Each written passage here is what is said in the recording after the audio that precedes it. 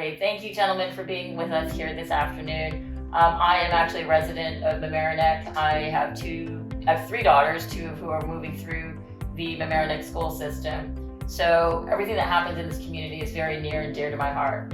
I think that one of the most tragic and difficult things that we as a community went through last year was Hurricane Ida and the flooding in the basin.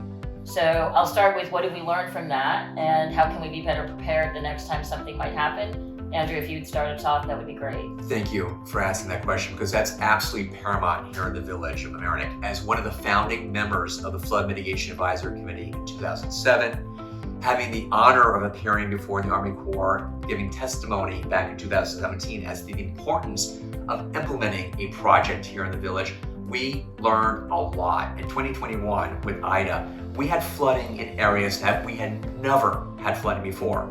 As a stakeholder, not just as a resident, but also housing many businesses that were multi-generation, having lost and been completely devastated, we must provide feedback back to the Army Corps project so that they understand what has changed since 2017.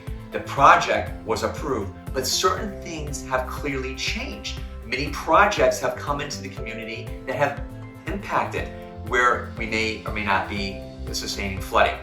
And I think this is very relevant because when I appear before the planning board, whom Richard actually is part of, it's important to keep these factors in mind about the flooding situation. It's true. Every single item that's come before the planning board has relevance to the issue of flooding. Whether it's close to the sound or close to the rivers, it's a real ongoing problem, and it's not episodic only. It's permanent. It's part of the geography and geology of the region, and it needs a regional solution. The flooding doesn't start in Mamaroneck. Unfortunately, it ends in Mamaroneck. Good point. So you need a more regional approach. Perhaps the county government, certainly cooperation with the adjacent towns and villages would be very, very helpful. A regional approach to an ongoing problem just makes more sense for us to be able to cope with it. And you have the everyday responsibility too, as part of government, to be prepared and to be able to react, to have the resources to react and to plan ahead.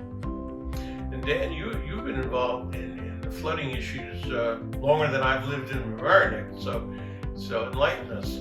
But one of the major things that we learned that Ida was devastating to everybody, not only the businesses, but the tremendous number of residences that have never flooded before. And what happened is people came together.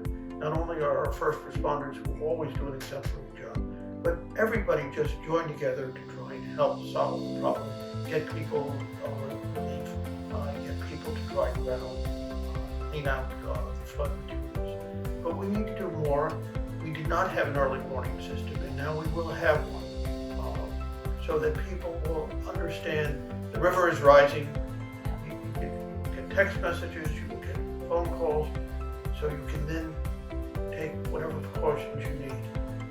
We need to continue to keep to maintain the rivers, but we also need to worry about the flooding that is not the extreme flooding, but the normal flooding, which we can take care of, and we're finally starting to do that. And Trustee Natchez, serving as a liaison to the Flood Mitigation Advisory Committee, we spoke quite in depth about this. What we can do, the low-hanging fruits, whether it's utilizing the vac truck to maintain the current infrastructure that we have, or being able to go into the river banks and remove debris in advance of a severe storm, makes a big difference between catastrophic flooding and nuisance flooding. And Trustee Natchez, as a liaison, has been working diligently with our trustees and the government to try to effectuate that. Thank you very much. I think that's very helpful, especially the prevention comments. Thank you.